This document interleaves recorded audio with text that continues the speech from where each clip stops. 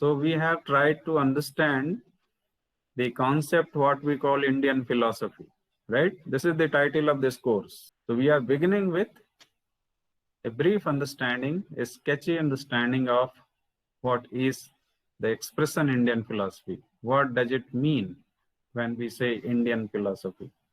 So in order to understand Indian philosophy expression, we first targeted to make sense of what is Indian. And there we have seen that the modern notion of Indian is different from the classical notion of Indian.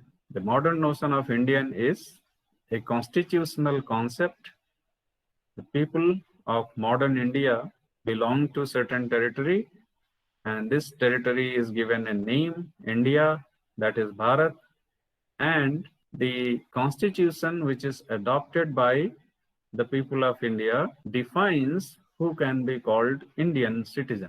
So we understand Indian with the help of the constitutional provisions, and we try to understand Indian as Indian citizen. And that meaning is given by the Constitution of India. But I raised this question that the Constitution of India was drafted in 1949. 26 November 1949 was the date when the Constitution was partially implemented.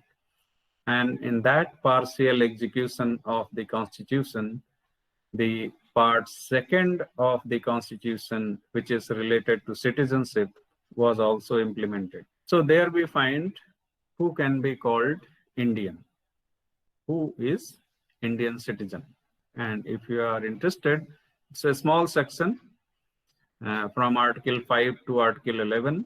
So 5, 6, 7, 8, 9, 10, 11 only. These articles are related to citizenship clause. And some of you must have gone through it in your SST subject in school days, social science or social studies, whatever was the title.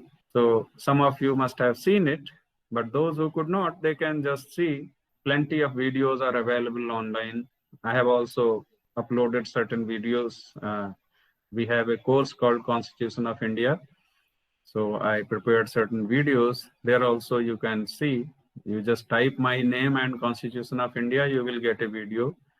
Then there you can make sense of that.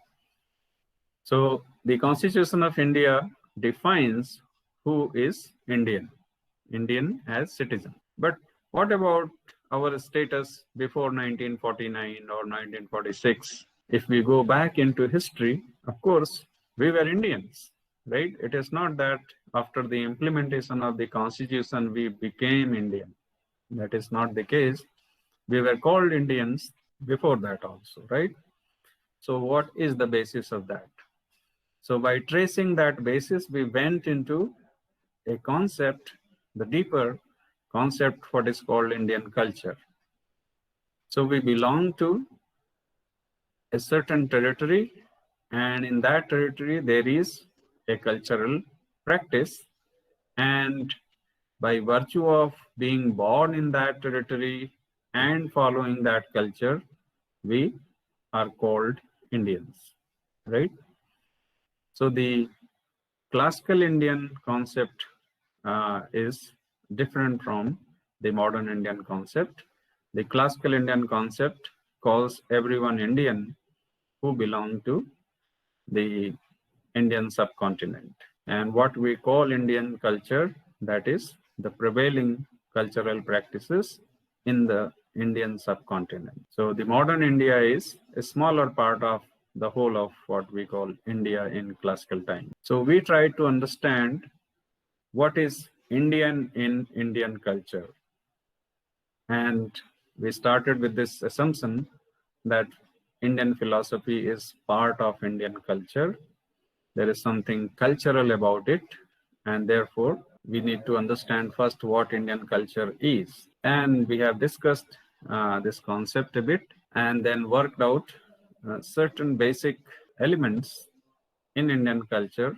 What we call Indian culture has got certain foundational beliefs. And what are those foundational beliefs? First thing we have discussed that there is a diversity in the cultural practices in the Indian subcontinent, and its plurality is its character. We have plurality of food habits, we have plurality of dress habits, we have plurality of art forms. So plurality is one of the characters of Indian culture. And in this plurality, we find a peaceful coexistence of all these different cultural practices. There is no conflict. Second point which we have highlighted is that the people who belong to this culture have got certain belief regarding the ultimate objective of human life, and the commonality in the beliefs of all the people is that the ultimate objective of human life is to attain absolute freedom from misery. And this is something very natural to the kind of being we are. We all want to be free from misery. We don't want to be in difficulty, right? It's a very natural aspiration of human life. And we consider that this is something which is common across all the systems, and they have reformulated this aspiration in terms of Swarga and Apvarga, right? So we will see these concepts little later. The third point which we find in Indian culture is a belief regarding rebirth and the theory of karma. We believe that the ultimate objective of human life is so important and so difficult, it is not that easy, that it requires, in fact, several lives to attain to that state. So the ultimate objective requires a consistent effort to reach to that objective. So it's a kind of continuous toiling towards that objective. Given that understanding, we find the concept of rebirth, पुनर्जन्म होता है, यही जिंदगी सब कुछ नहीं है. And there we find that yes, there is disagreement among the systems of Indian philosophy, but largely and majority of the systems agree on this part. So the concept of rebirth and karma is significant in Indian culture. And then the ultimate objective must be achieved, must be attained through certain process. So once you come to the path or process which leads to the ultimate objective, we find a diversity at that level also. गोल एक ही है, लेकिन कई रास्तों से उस गोल तक पहुंचा जा सकता है.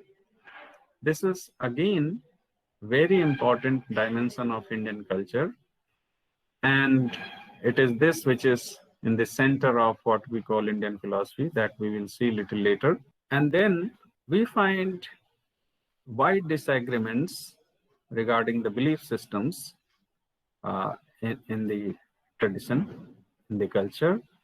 But despite the disagreement on viewpoints, on beliefs, there is no disagreement on the practical application of the moral values in human life. So that is again something which is a hallmark we find in Indian culture, that views can be different, opinions can be different, that is fine. But when it comes to live in life certain values, there is again a commonality, right? So consider these are some basic features which we find in Indian culture, and these fundamental features are in the core of what we call the culture prevailing in Indian subcontinent. And by referring to these features, we identify Indian culture and also differentiate it from the cultures which are non-Indian cultures. We are Indian because we belong to that culture. That is the basic understanding of being Indian. Whatever we have developed, that should also be called Indian, and the philosophy which we have developed must be given this name, Indian philosophy or Bharatiya darshan. Now let us try to understand the concept philosophy. I hope I have done some justice to the understanding of the concept Indian. And if you have any doubt, you can raise questions also. Let us come to the other concept, philosophy. So in Indian philosophy, we have understood Indian, and now we are trying to understand philosophy. As you know, the way I explained what is Indian must have generated a lot more confusion in your mind. But the points which I just mentioned and explained, if you refer to those points and try to write something, your write-up will be a reasonably good write-up, and that will give understanding of what is Indian.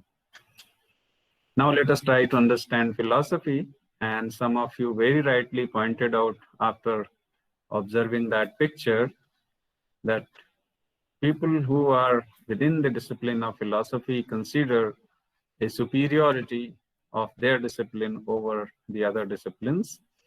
And you will very soon realize what is the idea behind this claim of superiority. And whether it is superior or not, then you can decide. But certainly the first picture suggests that yes, everyone belonging to this discipline of philosophy, we agree that this is a discipline par excellence, and therefore it must have an upper hand over all other disciplines. In some sense, this discipline must guide other disciplines how to conduct, right?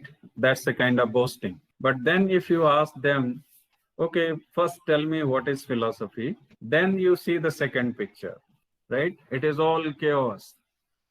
One philosopher giving one definition, the other philosopher gives another definition. And that is why a very fantastic contemporary philosopher, Caney, says that philosophy means different things in different mouths. If you persist that, no, I want to have some precise definition of philosophy, a very vague response you get that philosophy is something which is done by a philosopher. Philosophy is something which a philosopher does. Now, if you say that, okay, this is a very confounding definition, so tell me what a philosopher does. So in academic, we start with something which is related to the very organization of the letters in any concept. So this is called etymology. So we start with an etymological understanding of the expression philosophy. So what the word philosophy means. Look at this, the Greek prefix, the original Greek prefix is phil, P-H-I-L. This is the prefix, and this prefix means love. ये root word है, और इस word से क्या निकल के आता है, एक वर्ब बनता है, उस वर्ब को फिलेन कह रहे हैं, P-H-I-L-E-I-N, फिलेन. Philein is a verbal form which means to love. And from the same root, we derive an adjective, that is philos. Philos is the adjective derived from this phil root. Philos means loving. Adjective, you know, it's a qualification of something. You love this or that. So loving. Loving is the adjectival meaning of the expression. Philos is the adjective which means loving. And if you look at its nominal form, जिसको संज्ञा कहते हैं, philos को विशेषण कहेंगे तो loving है उसका अर्थ, और अगर संज्ञा कहेंगे तो उसका अर्थ है dear.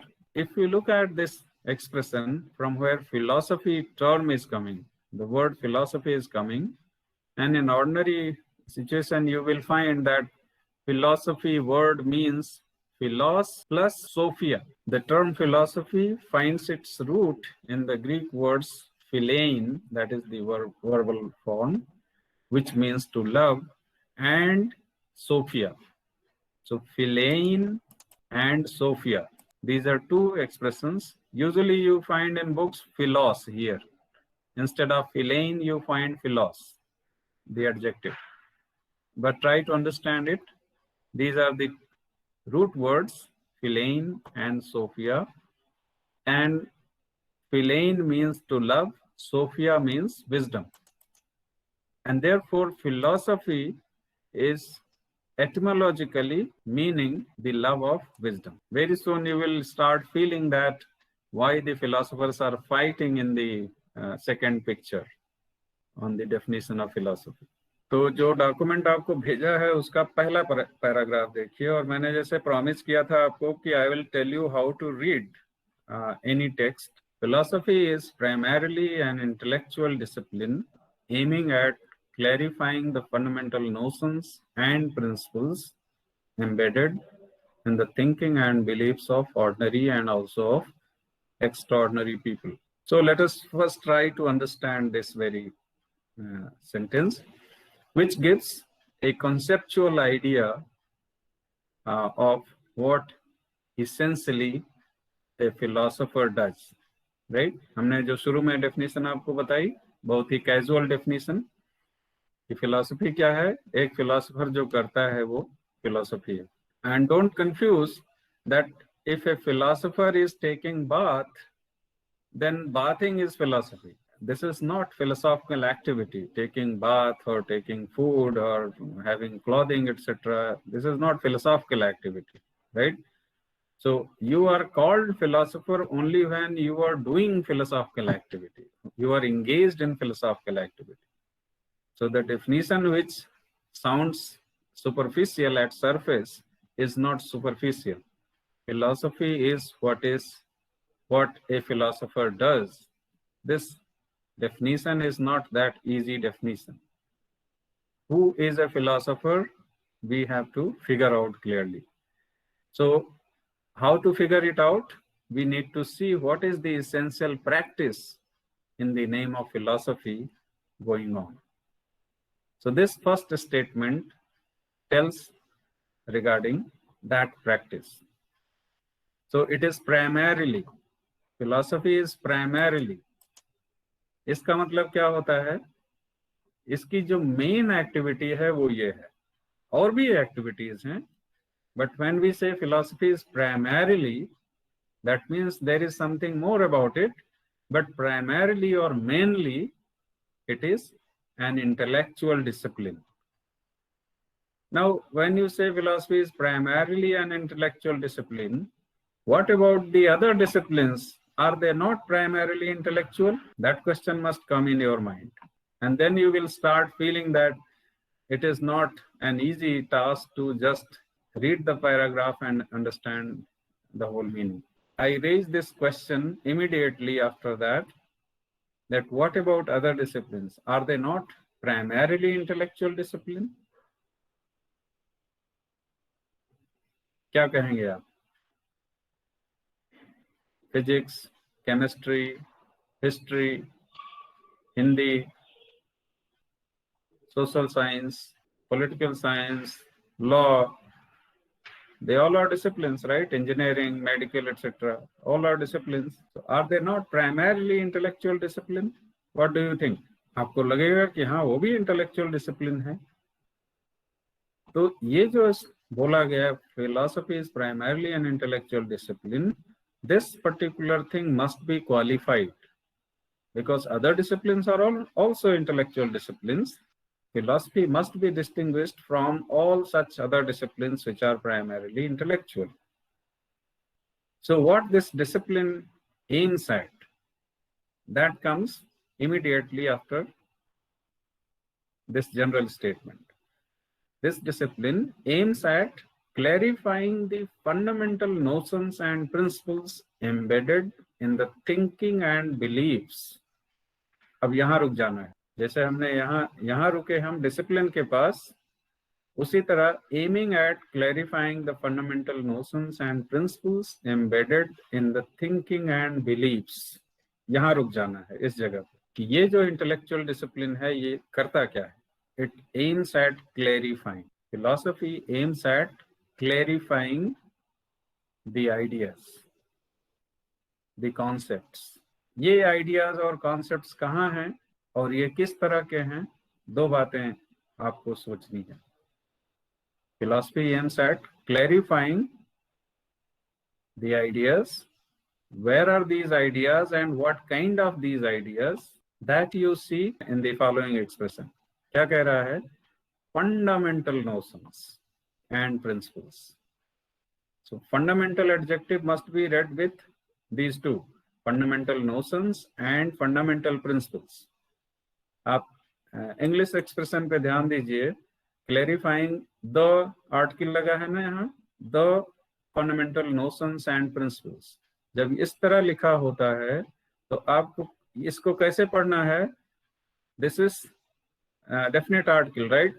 तो ये जो डेफिनेट आर्टिकल के बाद फंडामेंटल आ रहा है, this will be read with notions as well as principles. For the sake of economy, it is written just once, the fundamental notions and the fundamental principles. इस तरह से पढ़ना. तो क्या करना है?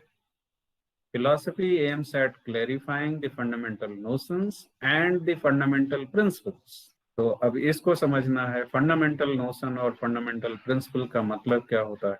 तो फंडामेंटल नोशन का मतलब क्या है ये समझना है. तो फंडामेंटल समझना है और नोशन समझना है. फंडामेंटल और नोशन ये समझ लेंगे तो आगे प्रिंसिपल समझना आसान होगा. Notion is a simpler concept, principle is a difficult concept or a complex concept, right? So we have to first understand notion, and with the help of notion we can understand principle. So philosophy aims at clarifying the fundamental notions and principles. So since in this class we are doing philosophy, so our aspiration is to clarify our concepts, our ideas. So philosophy aims at clarifying the fundamental notions. So what is called fundamental? What is called notion? कोई बताएगा notion का मतलब क्या होता है? So notion means a kind of belief. A kind of desire. Belief or desire, something like that. Okay, good. Notion means a kind of belief. Anything else? और कोई बताए? कोई और बोले नोशन का मतलब और क्या समझा है?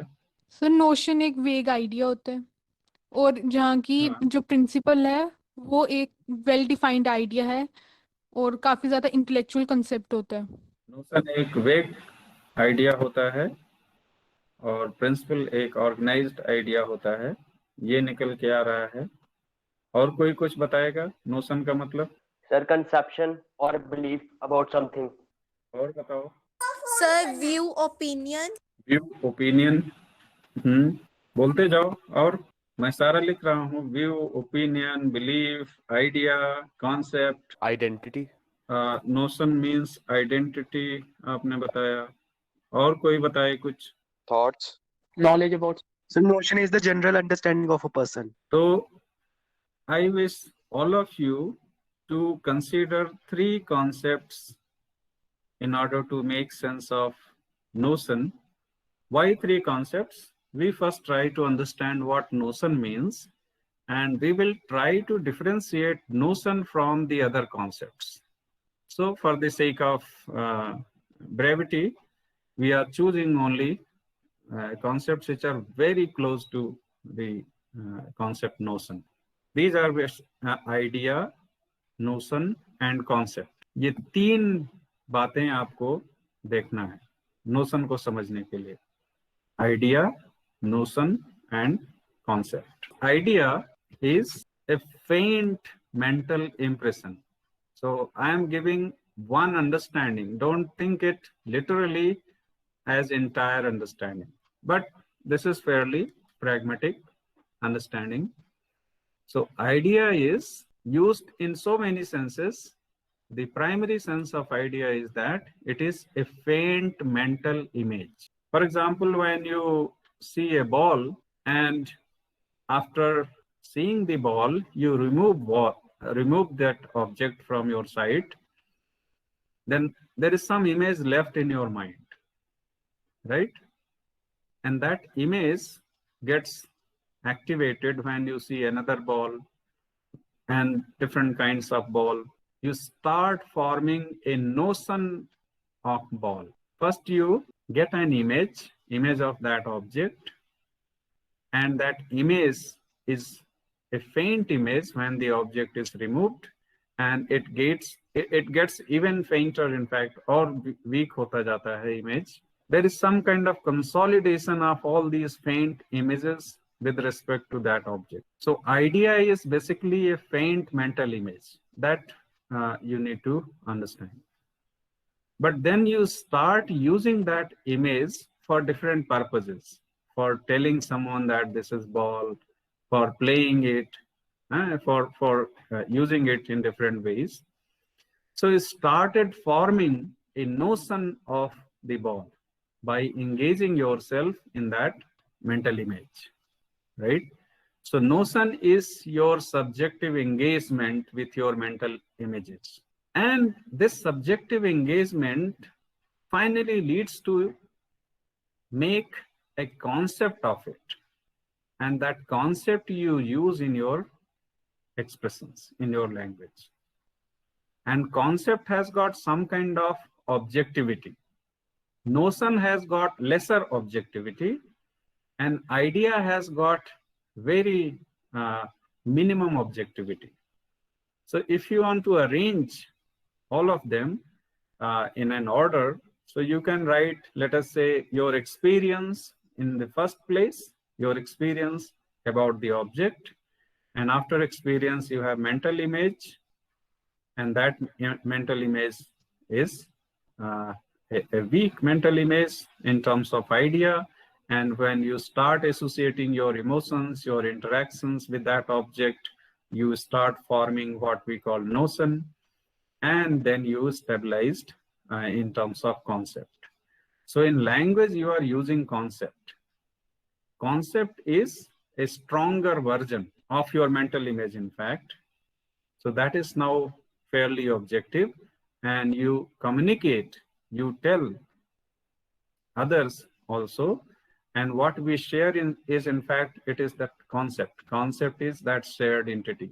Notion is shared in a very limited way. Idea is highly subjective, but of course it involves some kind of objectivity, because we all talk about image of ball, image of bottle, image of this or that, right? And we understand what it means. So it has a fair amount of objectivity, but it is less objective than notion, and notion is less objective than concept. So this way, we try to understand the difference between idea, notion, and concept.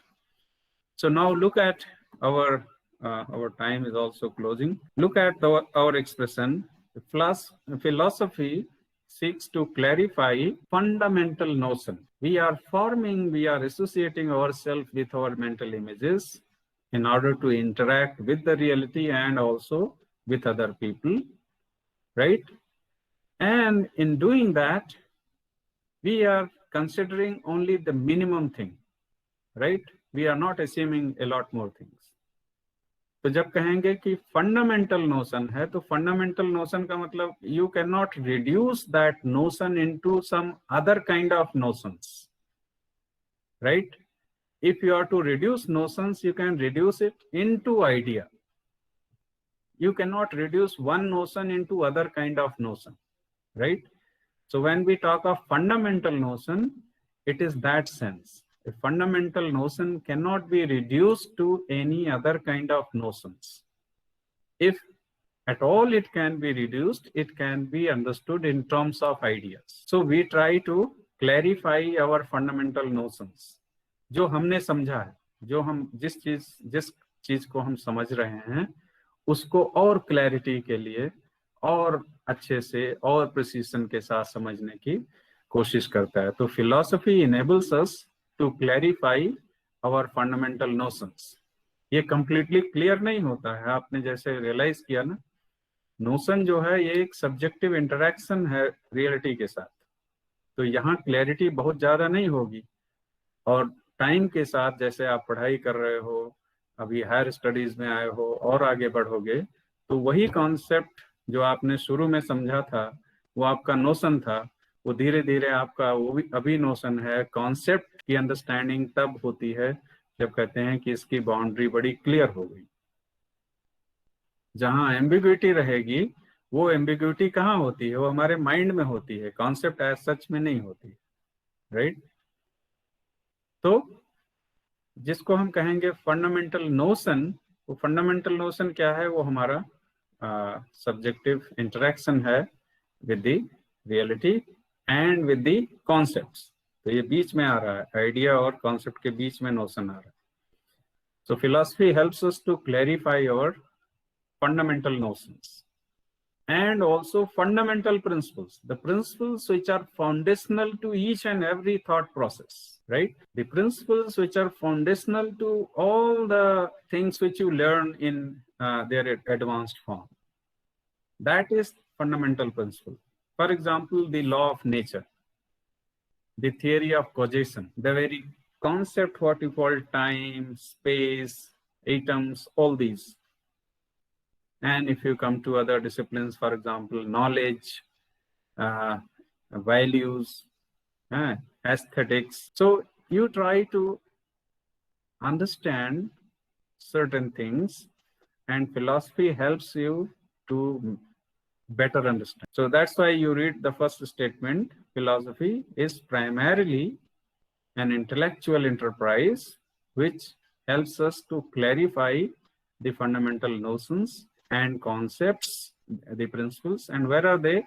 They are inherent in our thoughts and beliefs. By learning philosophy, we clarify our ideas, we become precise in our communication, we become a competent user of a concept, we become a better communicator when we are communicating in a clear term, right? So philosophy does this very job. You have seen philosophy is something which a philosopher does. So what a philosopher does, philosopher seeks to clarify. And in this process of clarifying, you see the tussle. The second picture आपको बताता है. You engage in different interactions. वो तो थोड़ा funny way में मारपीट हो रही है वहाँ पे. But when you are in a situation of dialogue, in a situation of conversation, it is precisely this struggle which you are having in order to clarify, in order to make your notions, make your understanding better and better. So philosophy this way makes us wiser than what we have been earlier.